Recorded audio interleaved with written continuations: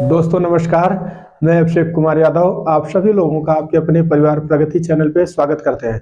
तो चलिए आइए दोस्तों आज की क्लास शुरू किया जाए। आज हम भारत का भूगोल इंडियन जियोग्राफी पे एक वीडियो बना रखे हैं जो कि आज हम दूसरी क्लास लेने जा रहे हैं। तो जो भी साथी इस वीडियो को देखिएगा, पहली बात तो सभी लोगों का आपका एकदम तहे दिल से स्वागत करते हैं। और नोटबुक जरूर बनाइएगा, साथ में नोटबुक लेके बैठिएगा, इसको बनाइएगा। तो हम बात कर रहे हैं कि भारत का भूगोल, इसके बारे में आइए थोड़ा सा रिवीजन कर लेते हैं। कल की जो पॉइंट हम बात किए थे, तो पहली बात तो भारत का क्षेत्रफल बताए थे कितना है, 32,87,263 वर्ग किलोमीटर। ये तो क्षेत्रफल हो गया। पूर्वी विस्तार, पश्चिमी विस्तार और उत्तरी से दक्षिणी कितना है, तो 8 डिग्री 4 मिनट उत्तरी अक्षांश से लेके 38 डिग्री 7 मिनट 37 डिग्री 6 मिनट उत्तरी अक्षांश तक। फिर पूर्वी में 68 डिग्री 7 मिनट से लेके 97 डिग्री 25 मिनट पूर्वी देशांतर तक इसका विस्तार है। फिर सभी पॉइंट का हम बिंदु के बारे में बात किए थे कि सबसे उत्तरी बिंदु कौन होता है, तो सबसे उत्तरी बिंदु इंदिराकोल। जैसे सबसे उत्तरी बिंदु इंदिराकोल साउथ में हो गया सब, और ईस्ट वेस्ट, यह मान लीजिए समझिए भारत का नक्शा है। तो सबसे उत्तरी बिंदु पे कौन था, इंदिराकोल था। फिर सबसे दक्षिणी बिंदु पे इंदिरा पॉइंट कहाँ पे है तो यह ग्रेट निकोबार में है। और सबसे पूर्वी बिंदु किबिथु कहाँ पे, अरुणाचल प्रदेश में। और सबसे पश्चिमी बिंदु गौरमाथा गुजरात में है। तो यहाँ तक हम बात कर लिए थे। आइए हम बात करते हैं आज, उसके आगे चलते हैं।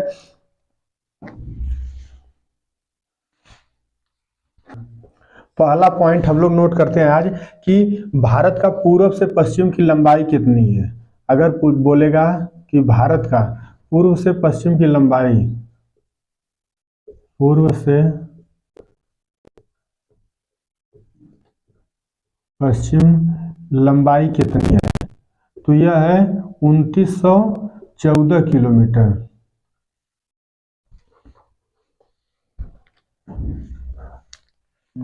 भारत का पूर्व से पश्चिम लंबाई कितनी है, तो 2933 किलोमीटर है। भारत का उत्तर से दक्षिण कितना है, उत्तर से दक्षिण,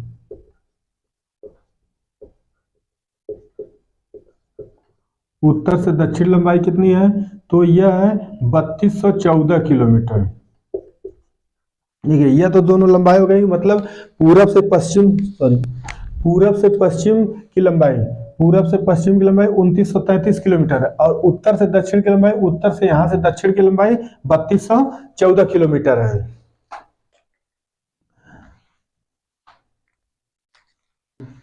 आइए अगला पॉइंट, हम लोग भारत का सबसे ऊंचा बिंदु के बारे में बात कर लेते हैं कि भारत का सबसे ऊंचा बिंदु कौन है। भारत का सबसे ऊंचा बिंदु, सबसे ऊंचा बिंदु कौन है, तो केटू गाडविन आस्टिन, गाडविन आस्टिन। कहाँ पे है यह, तो यह पाकिस्तान में है, पाकिस्तान में। अब भारत में पूर्ण तरह से स्थित कौन है, तो कंचनजंगा जो कि सिक्किम में है। यहाँ पे नोट कर लीजिएगा कि भारत में पूर्ण तरह से, पूर्णतः स्थित, भारत में पूर्णतः स्थित, पूर्णतः भारत में पूर्णतः स्थित सबसे ऊंचा बिंदु कौन है,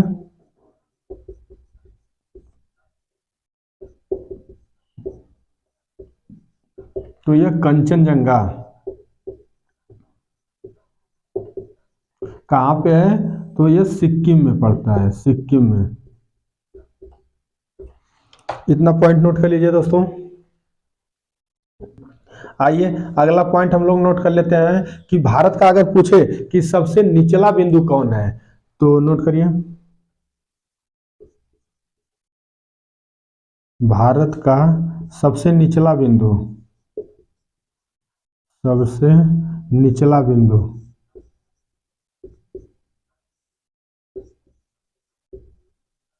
भारत का सबसे निचला बिंदु तो कूटानाड केरल में है। इसको नोट कर लीजिए, कूटानाड कहाँ पे है, केरल में। फिर इसके बाद हम लोग बात कर लेते हैं कि मुख्य भूमि से भारत का सबसे दक्षिणी बिंदु कौन है? पूछ सकता है कि भारत की मुख्य भूमि से सबसे दक्षिणी बिंदु, तो इसको नोट करिए, मुख्य भूमि से सबसे दक्षिणी बिंदु, मुख्य भूमि से मुख्य भूमि से सबसे दक्षिणी बिंदु,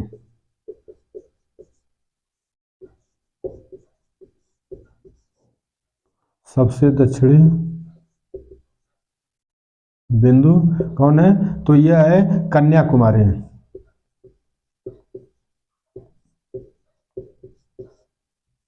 कन्याकुमारी। देखिए यह तो हो गया हमारे सभी बिंदु कि अगर पूछे कि पूरब से पश्चिम लंबाई कितनी है तो 2933 किलोमीटर, पूरब से पश्चिम लंबाई कितनी है 2933 किलोमीटर, उत्तर से दक्षिण कितनी है तो 3214 किलोमीटर है। अब कल का कुल हम कुल तटीय सीमा और स्थलीय सीमा और कुल सीमा कितनी है वो बता चुके हैं, जो कि 15,200 कुल सीमा है, जिसमें स्थल की सीमा कुल 22,716 सीमा है और जिसमें कि हमारी स्थल की सीमा 15,200 है। तो वो पॉइंट कल का बता लिए, लेकिन आज दोस्तों हम ये बता रहे हैं कि भारत का पूरब से पश्चिम की लंबाई कितनी है तो 2933 किलोमीटर और उत्तर से दक्षिण की कितनी है तो 3214 किलोमीटर। फिर सबसे ऊंचा बिंदु, भारत का सबसे ऊंचा बिंदु केटू गाडविन आस्टीन है। गाडविन आस्टीन कहाँ पे है? पाकिस्तान में स्थित है। लेकिन अगर भारत में बोलेगा कि भारत में सबसे ऊंची चोटी कौन है स्थित, तो कंचनजंगा है जो कि सिक्किम में पूर्णतः भारत में स्थित है। फिर अगला दोस्तों कि भारत का सबसे निचला बिंदु कौन है, तो यह कुटानाड केरल में है और सबसे दक्षिणी बिंदु कन्याकुमारी है। अब हम बात करते हैं कि एक हमारी कर्क रेखा जाती है, भारत की कर्क रेखा कितने राज्यों से होकर गुजरती है, इसको नोट किया जाए। आइए हम लोग बात करते हैं कि हेडिंग पहले बना लेते हैं कि कर्क रेखा भारत के कितने राज्यों से होकर गुजरती है। कर्क रेखा भारत के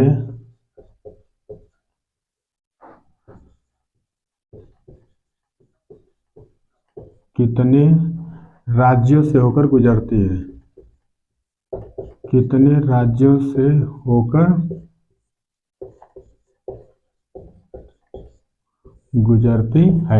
ये सीधे क्वेश्चन भी पूछ सकता है कि भारत का जो है कर्क रेखा कितने राज्यों से होकर गुजरती है। तो आइए हम बात करते हैं सभी स्टेट का। और देखिए दोस्तों इसको सीरियल वाइज से याद करिएगा, एक इसका ट्रिक तो होता है लेकिन ट्रिक मत याद करिएगा, ट्रिक से आप गड़बड़ा जाएंगे। अगर बाय द वे पूछ दिया ट्रिक आपका होती है कि मित्र पर गमछा जार, लेकिन अगर उस ट्रिक से आप बैठाएंगे तो सभी राज्य का नाम आपको मालूम चल जाएगा, लेकिन क्रम से पूछेगा कि भारत में कर्क रेखा दूसरे राज्य से होकर किस राज्य से गुजरती है, तब आप वहां आपका वो ट्रिक काम नहीं करेगा।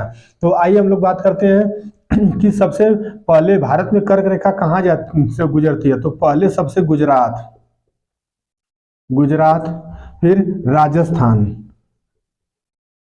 गुजरात, राजस्थान, एमपी, मध्य प्रदेश, फिर छत्तीसगढ़, गुजरात, राजस्थान, एमपी, छत्तीसगढ़, उत्तराखंड, छत्तीसगढ़, झारखंड,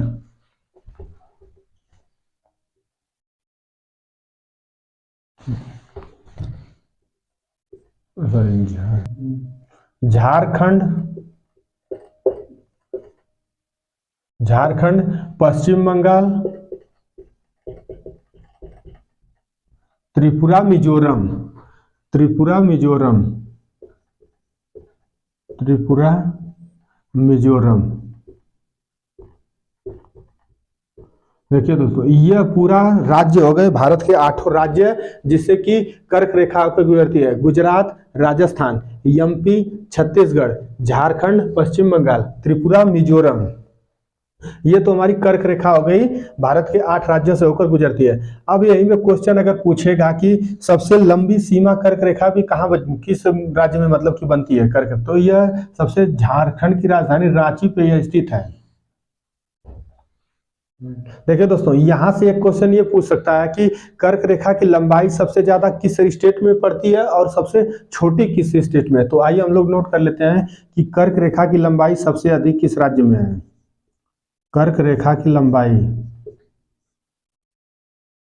कर्क रेखा की लंबाई सबसे अधिक,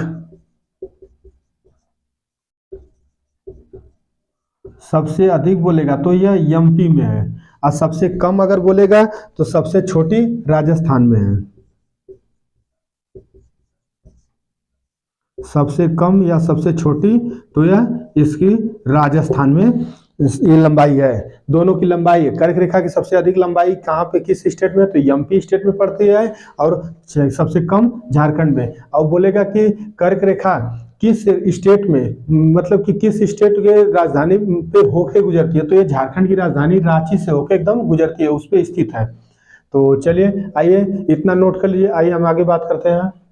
आइए चलिए अगला पॉइंट एक नोट कर लीजिए दोस्तों कि कर्क रेखा जो है इसको कर्क रेखा बोलते हैं। बहुत लोगों को या इस ये भी जानकारी होनी चाहिए कि कर्क रेखा कौन सी होती है। तो जो ग्लोब पे हमारे अक्षांश हैं साढ़े, देखिए मान लीजिए ये ग्लोब है, ठीक।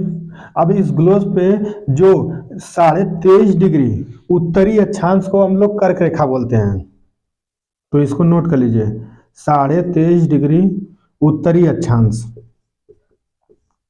उत्तरी अक्षांश क्या बोला जाता है, 23.5 डिग्री उत्तरी अक्षांश कर्क रेखा। और यहीं पे बोले 23.5 डिग्री दक्षिणी अक्षांश, इसको भी नोट कर लीजिए, 23.5 डिग्री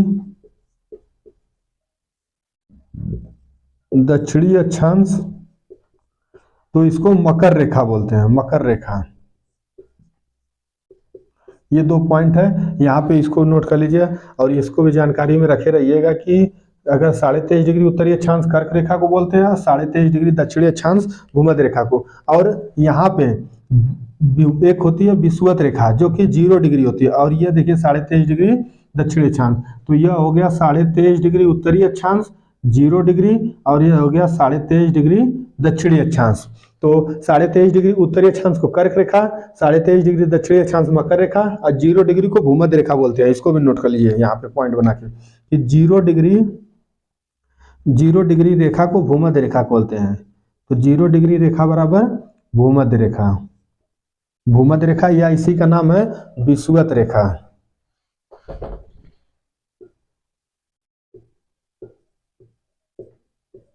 भूमध्य रेखा या इसी को बोलते हैं विषुवत रेखा।